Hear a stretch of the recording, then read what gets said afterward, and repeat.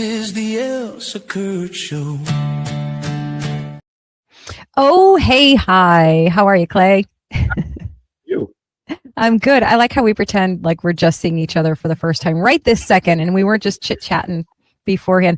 I am this week I am the queen of giving away all the secrets of content creators. I just put out a video today about that, and there's another one. Of course, we're chit-chatting before we come on air here. We've got to talk about what we're putting on the show tonight and what the order of things are. I don't care. I'll give it all away. Doesn't matter to me.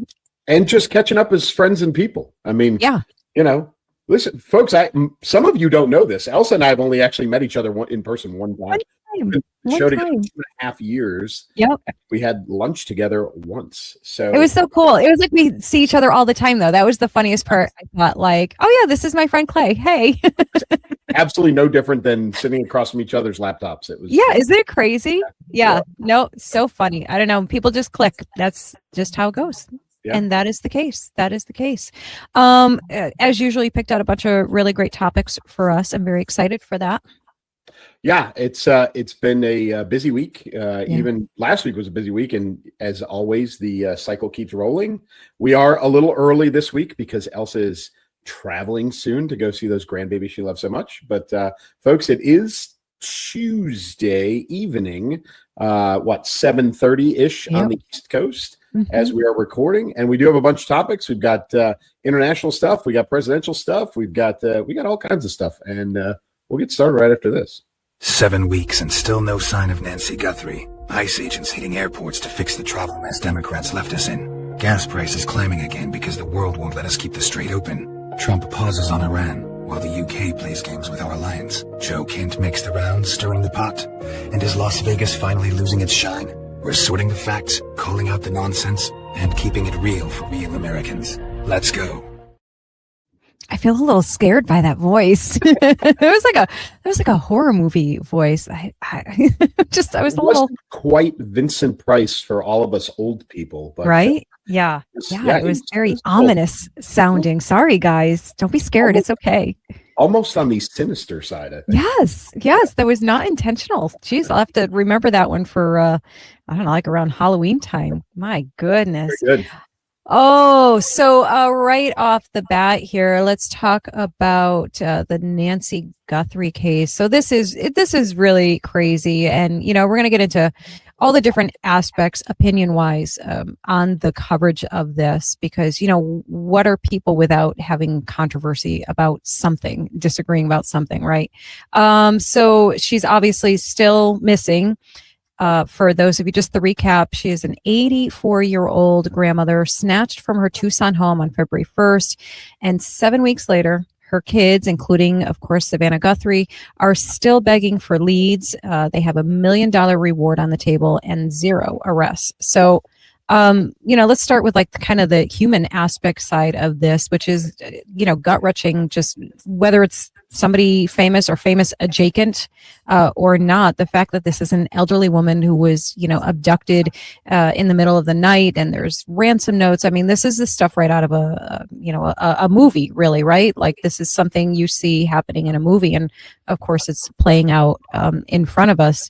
If you're to listen to the right-leaning take on this, you've got Fox and Newsmax who have been staying pretty heavily, on it as far as following the case, pleading for eyes on the case and all that stuff. If you listen to some on the left and the right, I don't know if that's even fair to say it's just the left, but some people on the left and the right and the middle are kind of saying, what the heck, there's a lot of attention on this woman just because she's, the mother of somebody famous. What about all of the other similar cases of people, who have been kidnapped or have disappeared, and there's no big, ransom and news coverage and all of that stuff. And yeah, I get that. I mean, there's something to be said for that, but I don't know. I mean, it kind of is what it is. If it was your grandmother and you had the resources, or your mother and you had the resources to get the help, I'm pretty sure anybody would. So you can't really, I don't know how you can be mad at that, Yeah, it's the fact that it had so much attention at the very beginning was off-putting to a lot of people for the reasons you're saying. Like, Yeah. there are people that go missing, dozens of people, if not hundreds of people, go missing every day. Why was, it was obvious to those with any kind of common sense that, Savannah Guthrie's mom, and she had a platform that was, pretty, pretty significant, Right. working on network television. So, but 7 weeks later, we are no closer. And so you've got to go back and kind of look at the story and say, one, there was a lot of emphasis on this right away, which you would always hope for. If it was one of your loved ones, the most attention you could get in the first, 72 hours, exponentially increases the chance of being found or recovered or whatever. And now just day by day, as it goes on and on and on, the likelihood of a good outcome to this is almost nil at this point. But it does make you go back and question, like, law enforcement. There was a lot of conflict between the local sheriff's department. There was questions about the competency. Why wasn't the FBI involved? This was a local jurisdiction thing. Like, all of those questions, were being asked and are going to have to be re-examined as this, comes to some sort of resolution at some point. As sad as this is, and it happens with all of these cases, this case is going to go to the bottom of the pile. Like, they won't continue to put forth, a crazy amount of resources on something that, the likelihood of a good outcome becomes less and less. Right. It was great for a very short period of time that this kind of emphasis could be shown to this case. But at this point, the fact that it even pops back up in the news cycle 7 weeks later is pretty unexpected, because it's eventually whenever it is, from now, a year from now, 2 years from now, it's going to cycle back and they're going to say, hey, they found, remains or something. Yeah. Remains or something like that. So,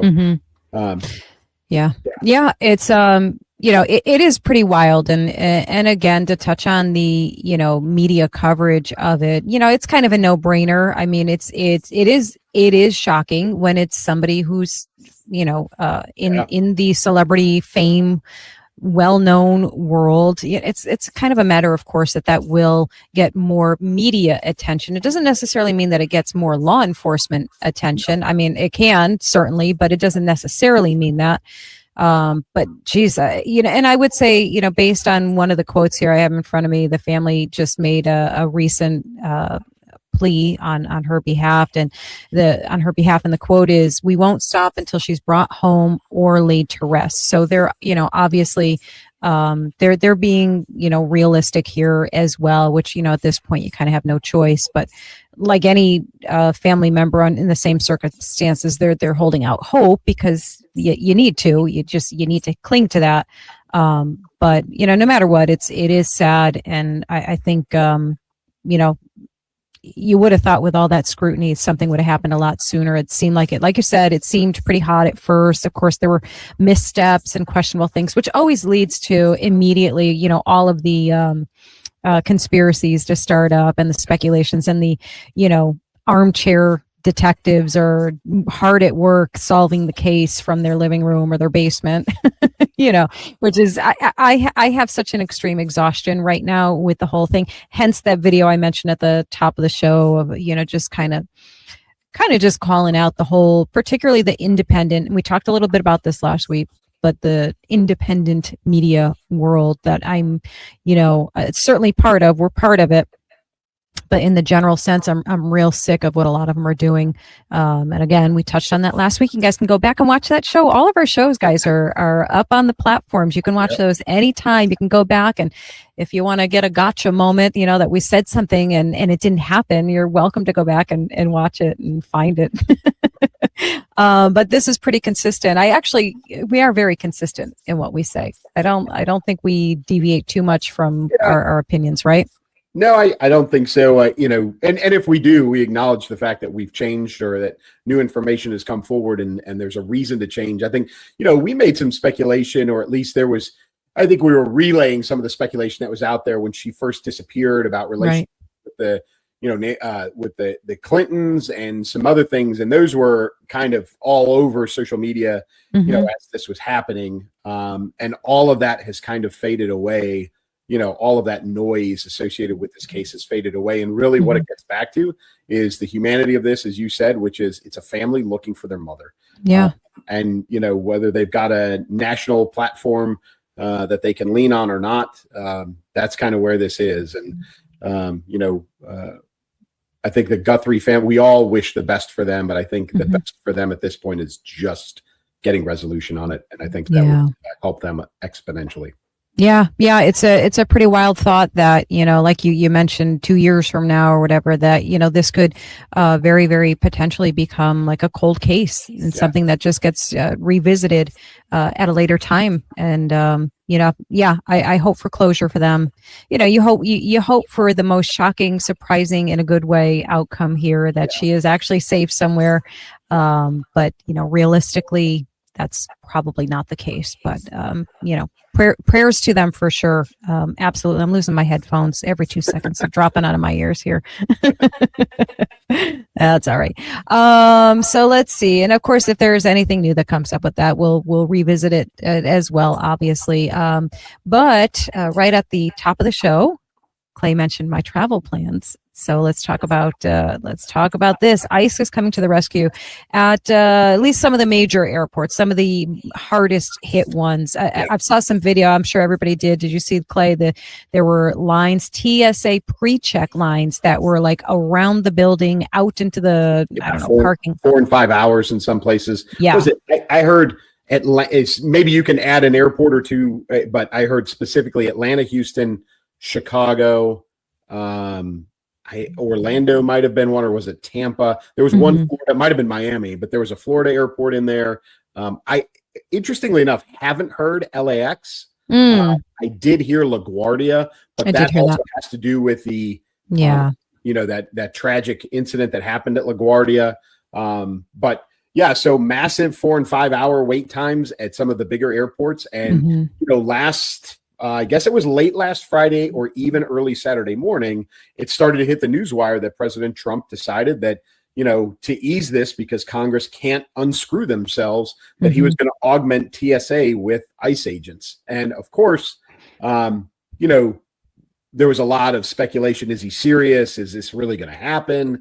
And then, no kidding, as with everything else in this administration, come Monday morning, there was ICE agents walking into airports, and it was all over the news. It was all over the outlets that the ICE agents were coming in. Nobody really knew or understood what the role was going to be for ICE agents in this. What I've seen or interpreted through, whether it's film clips or whatever, is they're doing a lot of crowd control and trying to ease, because, obviously you were talking about this before we started when you and I were chatting. Tensions get high, people get anxiety from travel. I am not the greatest traveler in the world. I'm a huge, the best thing for me is the USO system as a veteran. I love the U.S. because it's a place I can go and it's very quiet. So I can go, I don't have to sit at the gate. I can avoid all the craziness of the terminals, but people, it's a stressful situation, especially if you feel like you're potentially going to miss your flight. It seems like the ICE agents that I've seen I saw pushing carts around with waters. Oh, wow. I saw instances of ICE agents holding people's place in line for emergency bathroom. Yeah. Like, hey, I've been in line for 2.5 hours. Like, I can't, I've seen instances of that. But in general, they're not really taking, that I've seen, a lot of responsibility away from TSA. I think they're more in helper mode. Okay. But it's nice to have helpers who are badged and armed to keep things kind of, civil the way they're supposed to be. So. Yeah, absolutely. And I don't know, in my world, that would give me personally tremendous comfort to see them around when, how many, even before this, of course, how many videos have we seen of late over the past, I don't know, year or two or so, whatever, of people just, losing, mostly on the airplanes, but there's certainly plenty of videos of these brawls that, break out in the middle of these lines and all of that stuff. I don't want any part of that. So yeah, I would definitely, would be thrilled beyond words if I knew that there were ICE agents or, any type of law enforcement close by at hand to just calm everybody the heck down and keep them from escalating. And honestly, and listen, I'm definitely not justifying getting into fights and all of those things. And like, not by a long shot am I justifying that. But I will say I get that level of tension and anxiety. It made me think right away of a few years back. Well, probably about 3 years back when we just had one grandbaby and one on the way. And we were going for Christmas, and we were going, I think we decided to travel Christmas Eve, which is pretty risky in itself. And there was like an ice storm that had happened at some point during the day, and the flight was delayed. And I was like, I was getting panicky. Like, I was in tears. I was panicking that I was going to miss my grandchild's Christmas, and so I get how people escalate, because you really want to get to your destination, and the littlest thing can set you off. And so I'm just going to urge everyone who is traveling to, I'm saying this for myself. I'm saying this for myself out loud, and anybody else who needs to hear it can heed this advice too, which is calm down. Calm down. It's all going to be fine, and you will hopefully get to where you need to go. And if you don't, just stay calm. It'll still be there wherever you're going. It'll still be there, even if it's a little bit later. And all of the things. So yes, and I'm definitely trying to talk myself down here, because I am definitely, it's one of the kids' birthdays, and I do not like to miss a birthday. I don't think I ever have. I don't think I've missed any of their birthdays, but I don't forget why we're here with this. I mean, this is continued DHS, partial government shutdown, instigated by the Democrats. There's that's not even politicizing anything. That's just a fact. Right. Yeah. And so what you've got is, the Democrats are refusing to pass funding for DHS. This is in the anti-ICE, anti-BPS, open borders, campaign that they've got going on. Yep. And so there's, rising tensions inside of Congress. Congressman Kennedy he did it, I think yesterday. I know he did it today, but he said he's going to continue to do it every day. He is putting forth, a motion that all of Congress has their pay halted until it is resolved. He also has put forth that none of them should be allowed to leave DC until it's resolved. That's right. And so he put it forth today. I don't know who it was. I think it was one of the elected officials from Hawaii who were Shots. Yep, I just made a video about it. Yeah, I object, and then ran out. Ran literally. I think so. Let me see if this is the right one. I'm gonna have to put this up here. Told me, we had a conversation last night. Said he was going to object. I respect that, and if he has left the building, I don't want to go behind his back. I mean, I could move to reconsider and blindside him, but I don't want to do that. So why can't I move to reconsider, subject to us waiting for Brian to get back, so he has a full opportunity to be heard? Can I do that? There's no such motion. Sure there is. I just made it. Are you saying that the motion's out of order? Look, this is a serious matter now. Yes, it would take unanimous consent. This is a serious matter. Now, we've established that this resolution doesn't affect the House. It just says to the senators, while we're in a shutdown, no senator is going to be paid. You don't lose your money. You pick it up after it's over, after the shutdown's lifted. This went through the Rules Committee unanimously. Did I mention it went through unanimously? That every single Democrat and every single Republican said, yes, Kennedy, let's do this.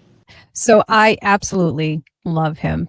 I just love that man. Isn't he just, he's just a treasure. He really is. But yeah, so yes, it was Schatz from Hawaii who was an absolute coward and objected and literally ran out of the room. And of course you heard what Kennedy had to say, and he blasted him, rightly so. And, unfortunately, it wasn't enough to just stop this nonsense. But how disgusting is that? How absolutely disgusting is that? Well, and it's crazy, the hypocrisy. I mean, we should all be unsurprised by the hypocrisy at this point. Yeah. But as things progressed in chambers today, there was also a demand resolution put forth that conservatives essentially validate the results of the 2020 presidential election. Oh boy, no, I did not hear that. They can't get this resolved, but yet they want to go back in time. Yeah. So that, there's no more, essentially they're trying to alleviate the argument or any standing where, somebody can argue the results of the 2020 presidential election. Give me a break. Come on, folks. We have better things to worry about. We have bigger things that need to be resolved. It's the craziness of what goes on in Congress nowadays is shameful. This happens virtually every day. There's something stupid that happens every single day. This is, I think it was Hirono who was like, well, we don't have to worry about voter ID because it's already illegal for non-residents to vote. So why do we have to have the SAVE Act? It's already illegal. This is a woman who wants to ban guns because of gun crime, right. But says people would be risking, being deported if they voted illegally. Why? No one does this. So the literal stupidity of the people that are elected in office right now is unbelievable. We've said this before, and I continue to revisit this. When John Fetterman is the voice of reason from the left, we are in a different world right now. Like we truly are. Yeah, we have gone down. We are Alice in Wonderland. We really are. That is where we are right now. Yeah, I mean, that is a day. If you had said that to me, 3 years ago, I would have laughed in your face. I would have said, you're on drugs. You're just silly, because there's no possible way that man will be a voice of reason. And, here he is. And again, he's never going to be a guy that, that I would ever vote for anything by any means. He's still very much on the left, but he's certainly more moderate in a lot of key issues. So the Democrat Party would fare way better. Actually, this country would fare way better if there were, can't believe I'm saying it, more like him on that side. And more, and I think they do exist. I think there are a lot like him, but they're scared of, the lunatics running the asylum right now. And they know that, they just are outnumbered, so they just won't say anything. But, good grief. It's all you can do is shake your head and laugh a little bit, right? Because otherwise we'll be throwing things, losing it. Folks, if you are traveling in the near future, and just a last kind of word before we move on is please plan accordingly.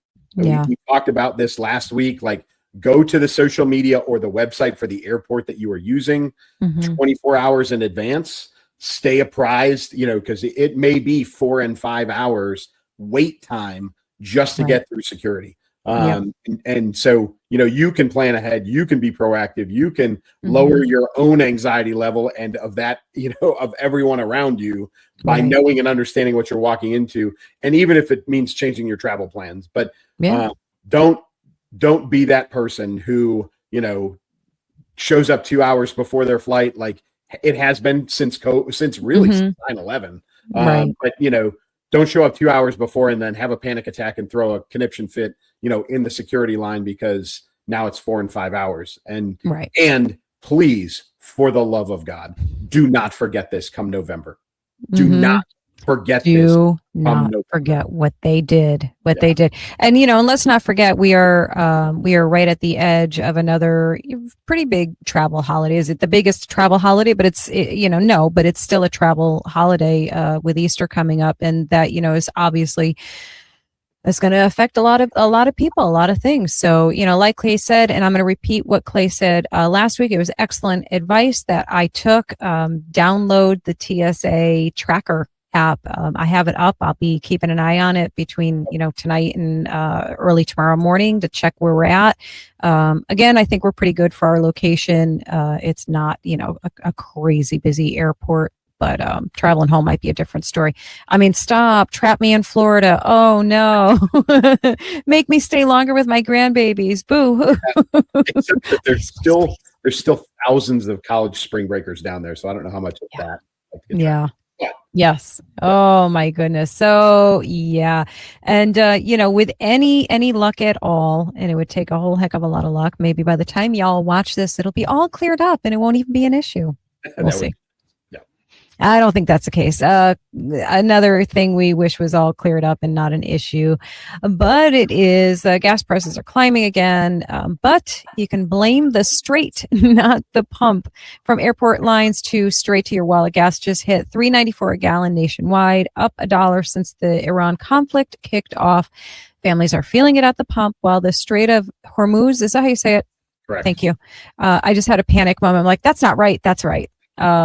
Stays jammed. Is this corporate greed? No. Or is it global reality biting us? Because bad actors won't stand down. Obviously, just by the way I read that, you can guess what my opinion is on that. But what are you thinking, Clay? So I think there's a couple of places that we can point fingers. I won't necessarily say lay blame. One is, yes, there is, and we all know this, right? Gas, the price of oil will go up. And instantaneously, we will feel it at the pump. Mm-hmm. However, none of us, when oil goes back down, do we see the immediate drop at the pump at the same rate. Okay, right. So there is undeniably, as we all know, a level of greed that comes with this. Mm-hmm. So there's that. I am who I am with the background that I've got. I look at this and I say, this, truthfully, for those folks that planned this operation, and when operation, I'm saying these attacks into Iran, there's probably a few planners out there who knew the geographic importance of the Strait of Hormuz, knew the impact on it for commerce, and probably understood that that things were going to be disrupted. Now, I personally believe that we could have done better in planning to prevent or minimize the impact at the Strait of Hormuz. I think we probably could have pre-positioned some, or at least in the first 72 hours of the attacks, we could have moved ships in there to regulate this, to minimize the impact, or even just to take over. I think we could have done better. And I'm sure that people are going to disagree with me, or whatever. But I think we could have done better. I think this could have been probably not avoided entirely, but definitely less than what it is now. I know that we've been pushing assets in there in very creative ways to minimize the impact. We've been using aircraft to destroy small ships that have never been used to destroy small ships before. A-10s, which, anybody who's ever been in the military loves an A-10. It's a cool aircraft that was designed to kill tanks, and now it's being used to kill ships. We found some creative solutions. I just think that had a little bit of better planning, we could have avoided or minimized the impact of this. So do I think it's going to get resolved? Yes. Do I think that, there's some help that we could be asking for? I know that Japan's been asked. I know that NATO nations have been asked. I know that, President Trump gets a little bit prickly with folks at times. And so, I know the Brits specifically, and we're going to talk about this in a little while, we'll come help. Oh, sure. Now you want to come after it's over with. Now you want to come and help after the war's over with. Blah. And so, I think diplomatically, we probably could have done a better job with this as well. So I hope that we see this resolved and we feel and see that decrease at the pump as quickly as we've seen the increase. But we all know, and prepare yourselves, folks, it doesn't happen that way. Yeah. I have the Energy Secretary Wright saying that prices could normalize by summer. Yeah, it went up in a day, though. I literally on Saturday, I went and did some stuff. I left in the morning and gas was $3.69 at this gas station along the highway. And as I was coming back from what I did 6 hours later, 409, jumped 40 cents at one pump in one day, actually in the morning. So what we won't see is we won't see gas fall 40 cents in a day ever. It's just it doesn't happen that way, which is disingenuous. Yeah, it is. And it's very frustrating. You know, just a silly, stupid story. I play this game. So I used to play this game. Well, actually, I still do. The joke has always been like, if Elsa has gas in her truck, like where is, and this was like a running joke on social media with friends and family, and people would always send like memes of the empty gas tank picture, and they're like, and the full one, whatever, and they'd be like, which one are you? Well, we know which one Elsa is, ha ha ha ha, and it's always the joke, because I don't know, I mean, I don't know, I just hate doing it. Like, I can do it, and I do, but then it does become this thing like, how far can I go? Do not yell at me, guys. I know it's not good for the truck. I know. Okay. I do it anyway. So I had this thing where my husband was lovely, and he filled up my truck, like filled it to the brim, right to as much as you could, because he knows how I am. And I got this idea. I'm like, I wonder how long I can make this tank of gas last. And I just would like to, I call it a brag, you may not. I did not have to fill up the truck again for, it was almost 6 weeks. That tells you how little I drive around, that I am such a homebody. 6 weeks in a big old truck. And yeah, I was very proud of it. And yes, I did wait till it got all the way down to like 2 miles before I had to fill it up. And anytime I tell people that, they're like, that's so bad for the truck. Stupid girl. So yeah, now I'm going to do it even more, is really, that was my long-winded point. Like, I'm going to make it last until the summer. I was a young captain in the Army. I used to have a Jeep Wrangler that, for whatever reason, after I bought it, and I bought it used, but after I bought it, at 1/8 of a tank, the gas gauge stopped. Oh. Yeah, it just wouldn't go any further. Yeah. And, like, I knew that at 175 on the, and I had to hit the trip meter every single time I filled up with gas. But at about 175 miles, because it was a small tank, that I had to stop and get gas. Oh, that's funny. It hit the 8th, and it wasn't going any further. So it's the hard way sometimes. Yes, I have. If anybody wants to know, yes, there was one time years ago I did run out of gas. I pushed it too far. Did I learn my lesson? Absolutely not. Not a chance. Just made me more stubborn, more determined. Oh my goodness. Well, I kind of ruined our segue here by segueing, but we will move into this because, of course, it is all related. Trump is hitting pause on the Iran strikes. Again, guys, just to echo what Clay already told you, we are recording tonight on Tuesday because I am getting on an airplane pretty soon, and I'll be traveling, and we didn't want to miss an opportunity to chat about all of these topics. So if you're watching this on Thursday, things could have changed by that point. So don't get mad and say we haven't been paying attention. We're just, it's Tuesday for us. What do you think of this, Clay? I always defer to you on these ones. You know that. Yeah. So, President Trump has spoken a few times, and so that he put out an ultimatum late last week, to Iran that said basically, we're gonna obliterate all of your power plants, your energy capability, blah blah blah blah blah. And now, and it was, the deadline was Monday, and Monday came around, and supposedly Iran has been talking. There's been talks with Secretary Rubio, with Vice President Vance, even with the president said Jared Kushner is involved, as well as himself. And so on Monday, he said, we're going to pause the obliteration of all of their power plants because they're coming forward. Now, today, again, Tuesday, there's this, I don't know what this is. It's been this floating weird headline that says that Iran is giving this gift. The headline says, they're a significant present Iran is giving us, which has to do with something with the Strait of Hormuz. I don't know exactly. I don't know if they're giving us a bunch of free oil. I have no idea. But he pressed pause on this threat. Now, at the same time, there has been a brigade from the 82nd Airborne Division, which is at the troop level is about 3,000 paratroopers that are being pushed from Fort Bragg into the Middle East. That hit the news wire today.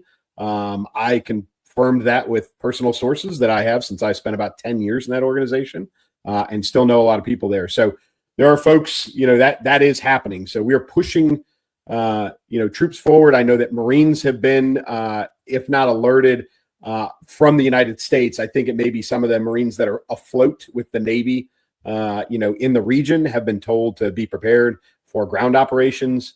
And I think that all goes along with what President Trump is talking about, like, hey, and it has to do with Clark Island, but regardless, a lot of threats being made, and supposedly Iran is now talking.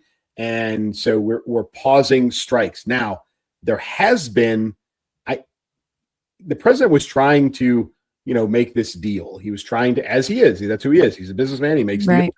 And there was a point where I think around Saturday, Israel was still going full bore. Like they were, it seemed in the media to be that they were on their own agenda. They were striking targets. It seemed like they weren't necessarily in concert with what we were doing or what the president's intent was with Iran. So I think that is also backed off, but not too sure. So we'll continue to watch, but right now it seems like there's a lull in what's going on. I still don't believe that this ends without U.S. troops boots on the ground.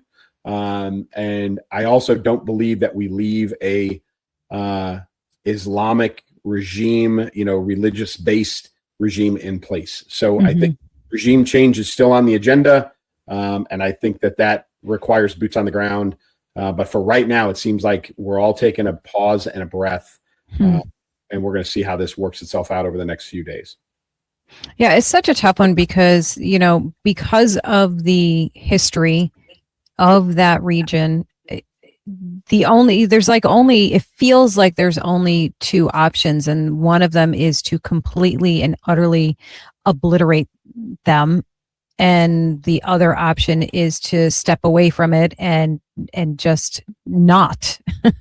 And neither one is great, really. I mean, obviously the first one means, like you said, boots on the ground, loss of life of our own people, which, loss of lives of innocent people, all of the things that war brings. And then, the next layer to that, of course, is this going to be one of those never ending wars because of what goes on in that region?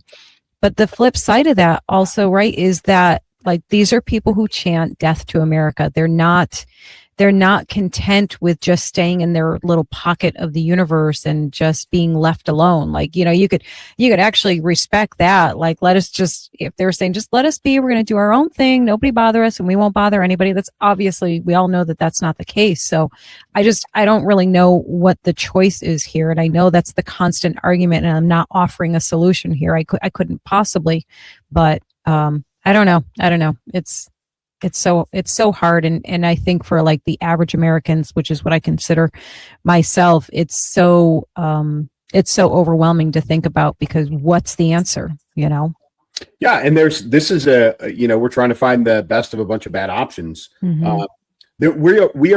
War is no longer prosecuted by the United States in the sense of, we are a you break it, you bought it nation now. Ever since probably, you could argue post Desert Storm, but really Iraq 2003 and even Afghanistan, we don't go in and blow stuff up and do regime change and kill people and take leaders out of the way without turning around and fixing everything that we broke, with the intent of reestablishing a new and stable nation. That's the way war is prosecuted by the United States now. So I don't see, even with this new administration, I don't see us making a left turn from that and saying, hey, Iran, we told you, and we bombed the crap out of everything, not just your military capabilities, but a lot of civilian capabilities. And oh, by the way, we're just going to leave. We're going to leave you to your own devices, whatever happens. Like, I don't see that happening. So, right now, remnants of the IRGC, which is their, military arm are essentially running Iran. And we know that if we don't remove them, the Iranian people are not in a better place than they were 3 weeks ago. Right. So it's a damned if you do, damned if you don't kind of scenario. I still believe that we're going to end up with boots on the ground there. I know that, personally and professionally, colleagues of mine disagree with me, and that's okay. But this is nothing good is coming out of this right now. It's removal of the regime is important. Removing their nuclear and nuclear delivery capabilities is important. I just don't see that being done without the final step, which is complete regime change, which requires us to occupy. It's the way that it is. So at least in my personal professional opinion. So again, we're looking for the best of a bunch of bad options right now. And that's where we sit. Yeah. Related, and you mentioned already, but Starmer, is the UK still our greatest ally? His hesitation says otherwise. So while Trump pauses for talks, the UK playing coy on full support. He is slow walking Starmer, that is slow walking base access, and Trump is calling him not Winston Churchill. Is this relationship still special, or is it gone fully transactional? What do you think of all this? So there's a couple of parts to this. One is, obviously post American Revolution, they were our great enemy, during the Revolution and then beyond for a little while, but then they became our greatest ally. We became their greatest ally, like think World War I, World War II.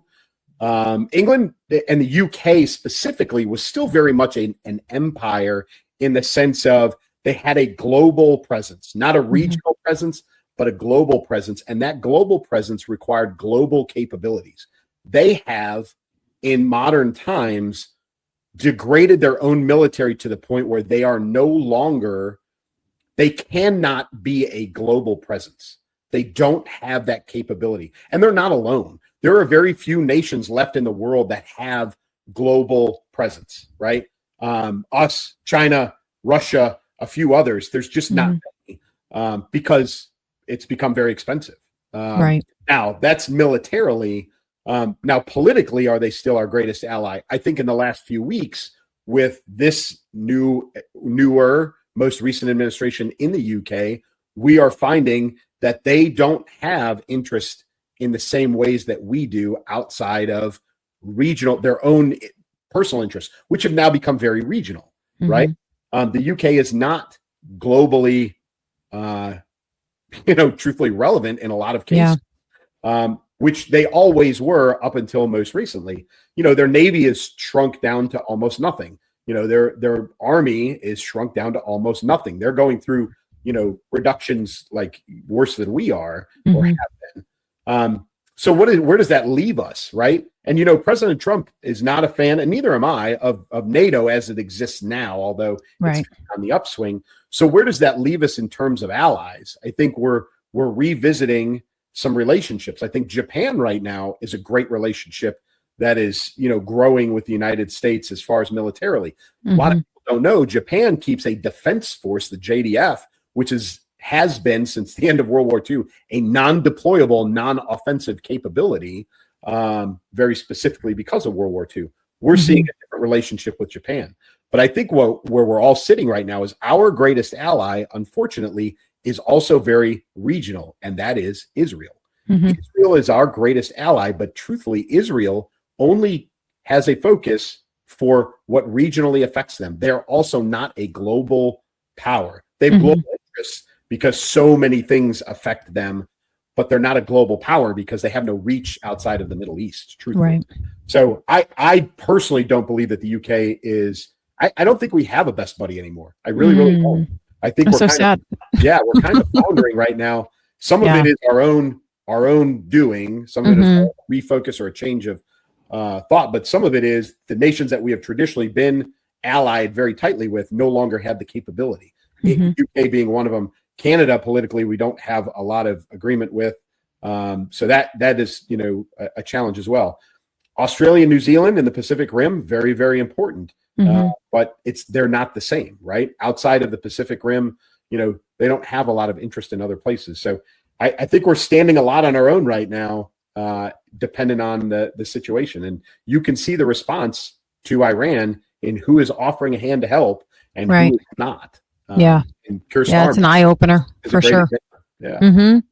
Yeah, it is quite an eye opener for sure, and obviously for all of the obvious reasons you just say, very concerning. Very concerning. It's not a good feeling to be standing alone for us, and Yeah. And we offer help often. Yeah. And we have the capability to do that. But it's not often, it is going to become less and less reciprocal, in the future. And again, I am not a fan of NATO because I don't think NATO has lived up to what it was supposed to be. And I don't think that, and I think they've let themselves atrophy to the point where, we looked at the beginnings of the Ukraine conflict and nobody could help except for us. Like nobody had the capability to help because they let their militaries degrade so much. And that's kind of where we stand in the world right now. So there is no global partner. I think we have a bunch of regional partners. I don't think we have any global partners anymore. Yeah. Yeah. No, based on what you're saying, that sounds unfortunately accurate. Very accurate. Let's move on to this guy. He's still making lots of news, lots of conversation. I'm going to give the rundown, just kind of the update for anybody who's kind of not really paying that much attention to what's going on. So Joe Kent resigned over the war, hitting every show, not every show, but hitting a bunch of shows, saying that U.S. intel said no imminent threat and Israel's influence is too heavy. He's made the rounds to Tucker Carlson and a bunch of other shows, but like half of the right is pushing back, basically. I don't know if it's really half and half, but that's certainly what it feels like and what it sounds like. So Joe Kent was the director of the National Counterterrorism Center. He resigned on March 17th. And he posted his letter publicly on X. He wrote that he could not, and these are quotes, in quotes, in good conscience, support the ongoing war in Iran because Iran posed no imminent threat, which is what we said at the top of this one. And the U.S. entered the conflict due to pressure from Israel and its powerful American lobby via a misinformation campaign that undermined Trump's America First agenda. And he referenced his 11 combat deployments and his wife's death in Syria in 2019 as shaping his opposition to sending Americans to die in another Middle East war. So that is the core of his position, his stated position in his own words, and what he's repeated in those interviews. So what everybody is basically seems to be agreeing on is that he had direct access to the intelligence community's threat assessments as the director. Those assessments showed no imminent Iranian attack on the U.S. homeland. But Israel and pro-Israel voices in the U.S. media pushed a narrative of urgent danger that did not match the intel. He says, or they say, that Trump was misled and the war violated non-interventionist spirit that won him the election. And he frames this as his loyalty to America First, not disloyalty to Trump. So that is basically what he's saying and what his supporters are saying.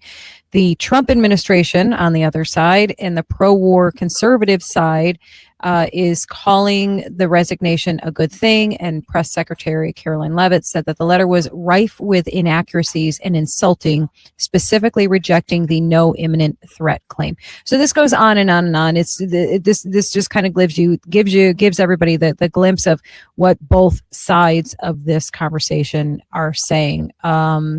You have some people treating him as the highest level whistleblower, exposing Trump's reckless war, and then the other side saying exactly the opposite. So somewhere in the middle is the truth, right? Or I don't know, one is completely right and one's completely wrong. What do you say? You had pretty strong feelings on it last week. Where do you lie right now?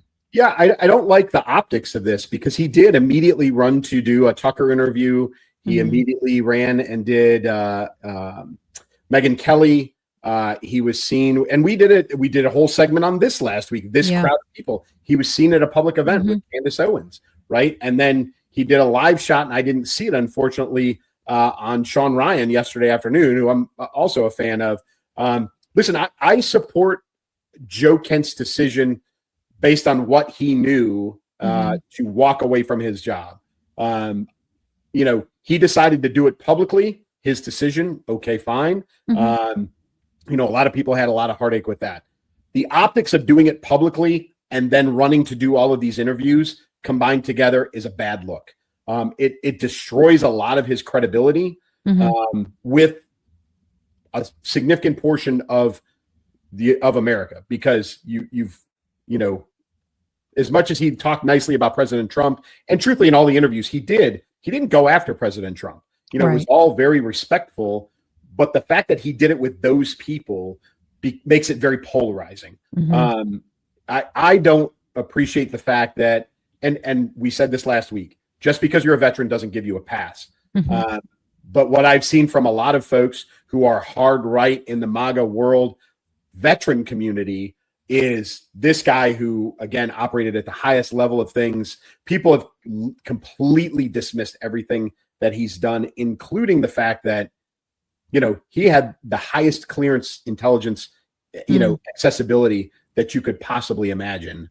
You can look at it and say, well, Tulsi Gabbard also, if you look at what she said when she testified, what she said, she did not say, it's what she left out, which is important. She said it is the president's decision to determine who is and is not, or who is an imminent threat to the United States. What she didn't say was, I, as the director of national intelligence with 18 intelligence organizations that work below me, provided an intelligence assessment to President Trump that Iran was an imminent threat, and therefore he made these decisions to attack and destroy their capabilities. She didn't say that. What she said was, President Trump decided that they are an imminent threat, and it is within his right as the president to do so.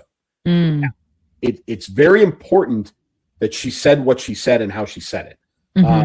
But again, Joe Kent is not doing himself any favors in the way he is handling this.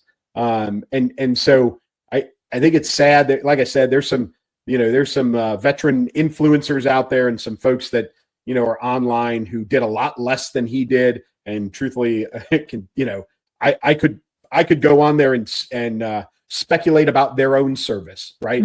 Everything that they've done could be thrown out the window for very similar reasons. It could all be, people could do that to me too.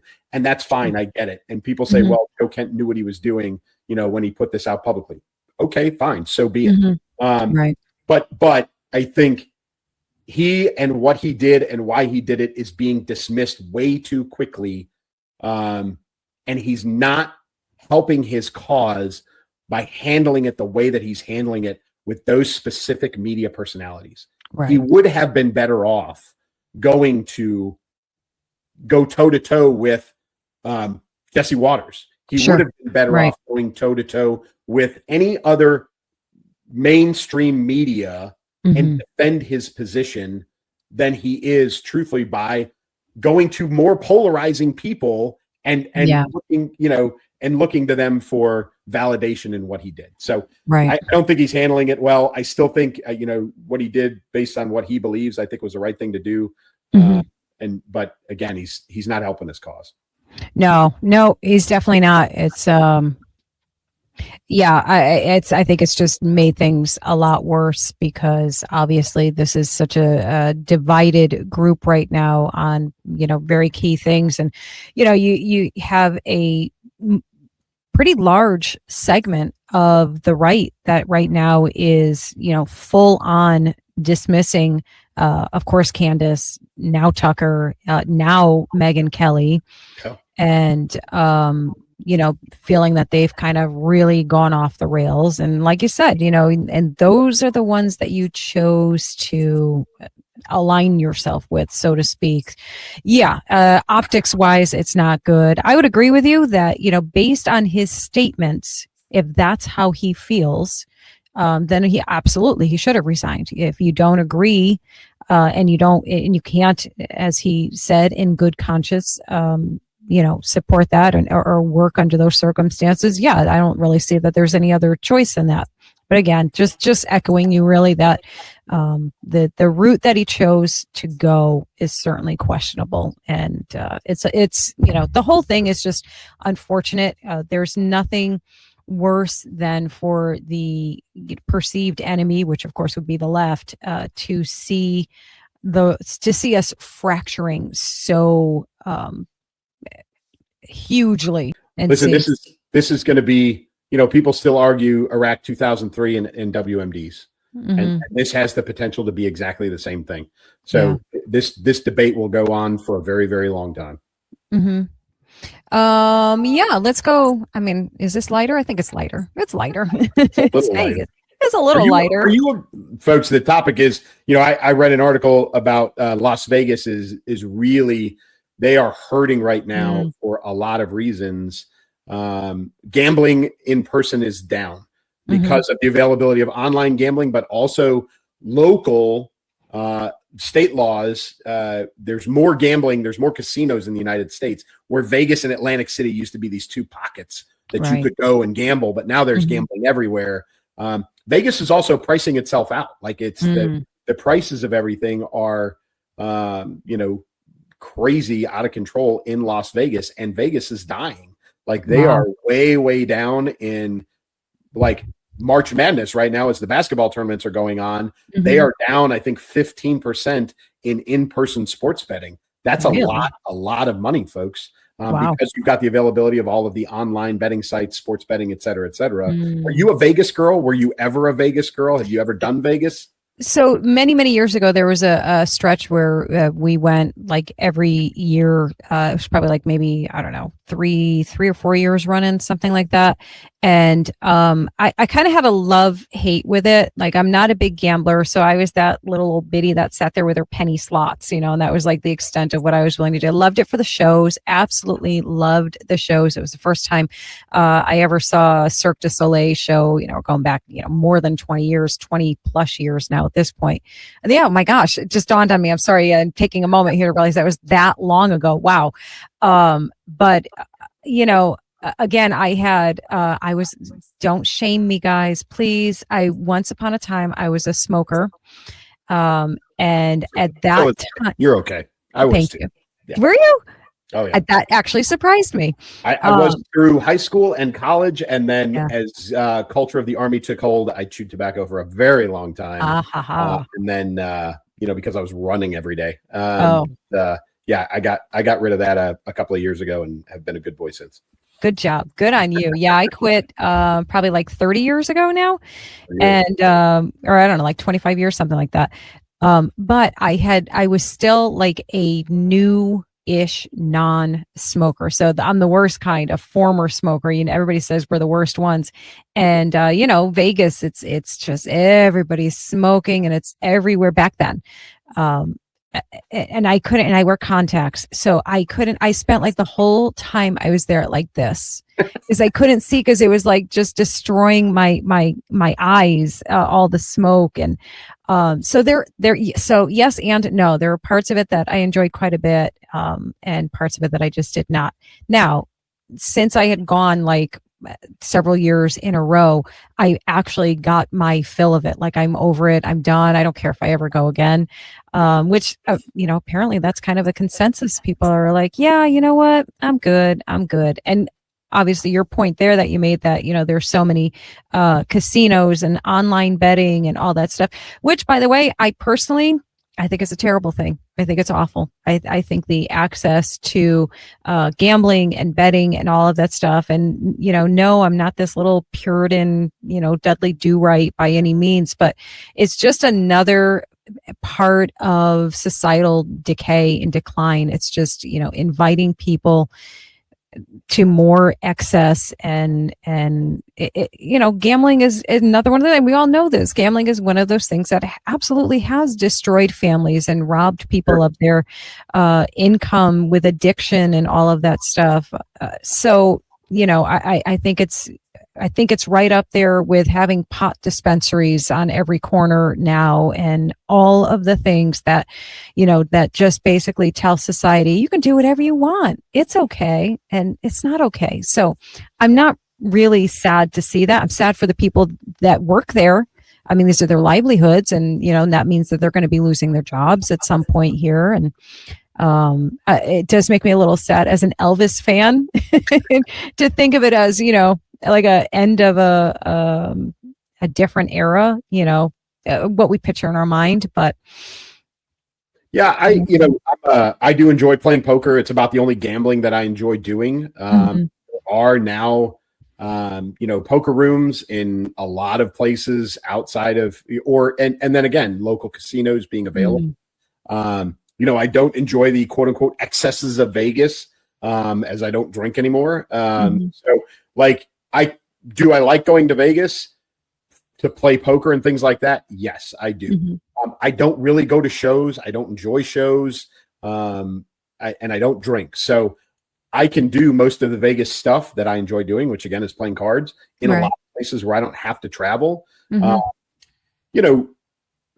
went to Vegas for a trade show, guns, ammunition, outdoor trade show kind of thing a couple of years ago.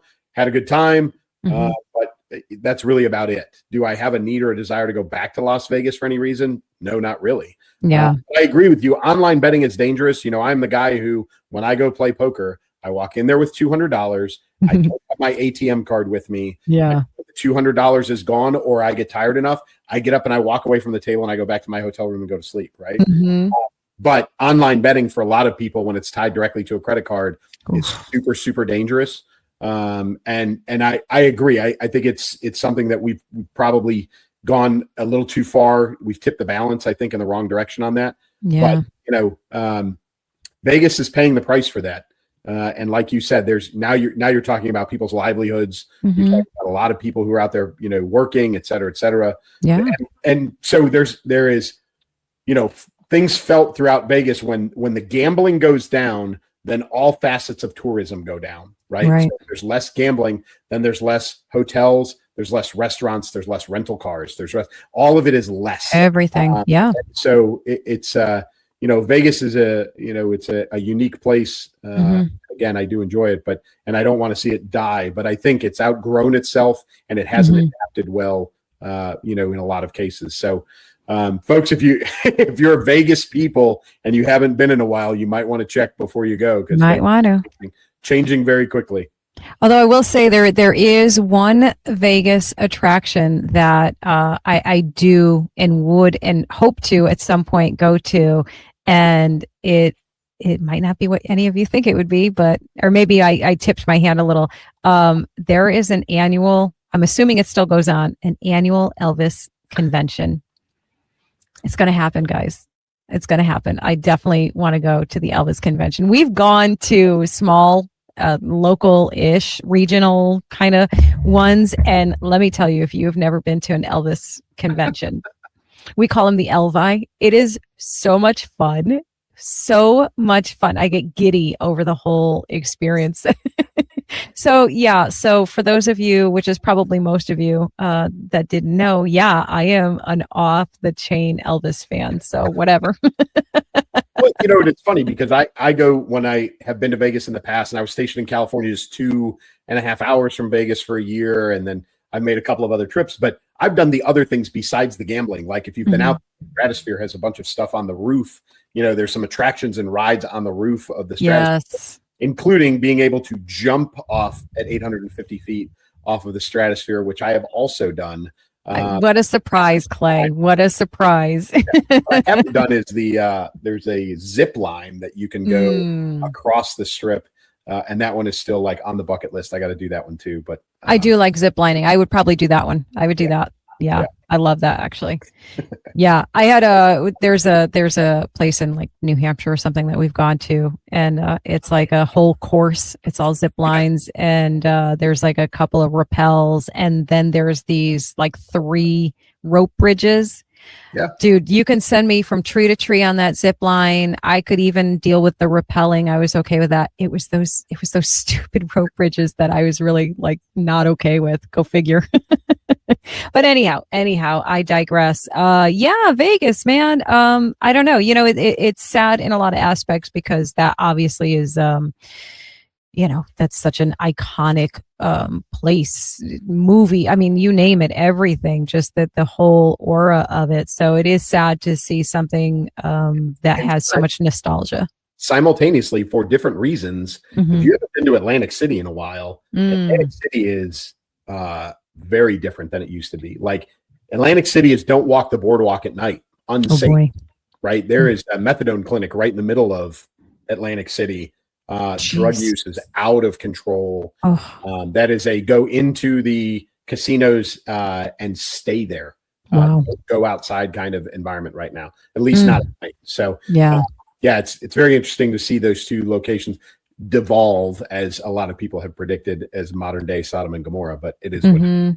Yeah, yep, absolutely. Last but not least, we'll hit it real quick. The comments section. Nothing wild, nothing crazy. What do we got here? We got a couple here. This one was interesting to me to watch, not only on our comments from the podcast, but also in videos that I've made separately on my platforms regarding this one says, I've left Tucker, Megan, and Candace behind.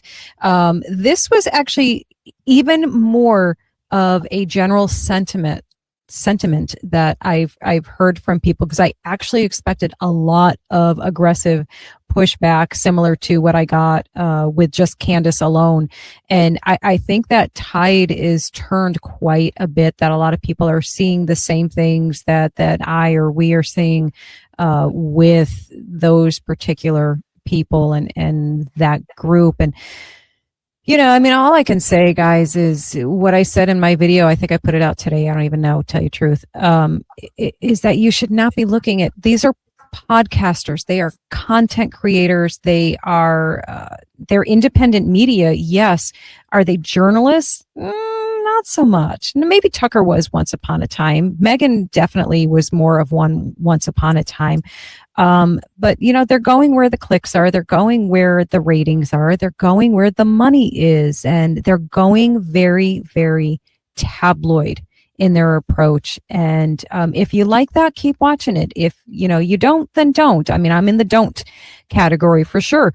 But you know, all I can say about it is you should not be looking to those people or us as authorities, as end all be all knowledge factories of things. We and they are like everybody else in that, for the most part, we don't have inside information. We're not inside these rooms where these decisions are being made and all of those things. These are people who are giving opinions. And if you're treating their opinions as if they are facts, you have a big problem. You need to do your own research. We say this, I feel like we say this once an episode, Clay, right? Like if you just do your own research. You know, I know it sucks. I know it's not fun to do, and you'd rather have somebody just tell you what's going on. I would rather just have somebody tell me what's going on, but we don't live in that world anymore. Or if we ever did, I don't even know, where you're going to get unbiased information, right?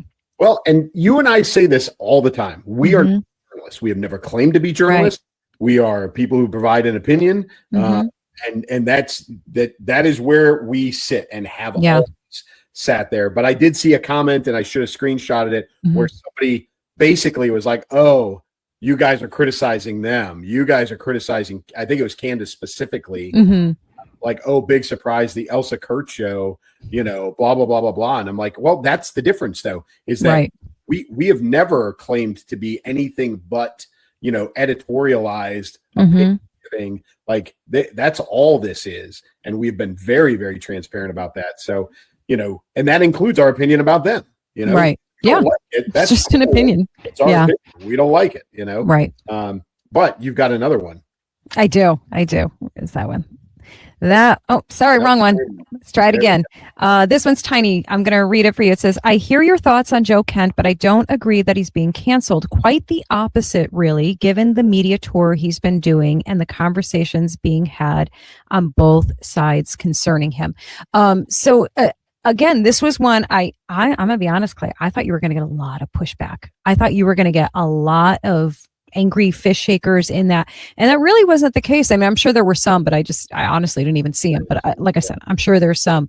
You know, just a different perspective. And I actually found that the comments, maybe it's because they know that they might get called out. I feel like the comments have been very respectful. You know, like very like respectfully, I disagree. Yeah. And listen, Joe Kent is, you know, and to really kind of address that comment, about it today, Joe Kent, by a portion of the right, is being canceled, right? Yes, there is a portion of the right, the Tucker, Megan, you know, Candace portion of the right are giving him all kinds of space and platform to say what he wants. But there is a portion of the right that is essentially saying he's a traitor, he's this, he's that, cancel him, don't listen to him, he doesn't know what he's talking about, blah, blah, blah, blah, blah. So, yeah, there's a difference of opinion. But regardless of that, the right, who have railed against cancel culture, have been the ones who have been trying to cancel him, whereas the left is like, let him talk. You know? Yeah. So just very interesting. But again, that is a viewer's opinion. Respect their opinion. I appreciate them expressing it, and good for them. Yep. Yeah. Yeah. I love the respectfulness. I saw that on a few comments. I was like, what's this one's going to be? Oh, okay. All right. Like it's a disagreement, but it's pretty decent. I mean, there's always the tools, the one-liner tools in there, but that's okay. I would, it is what it is. But yeah, I mean, that is it. That's all of the topics for this week. We hit them all. We ran a little bit over time. That's okay. That's all right. It's all good.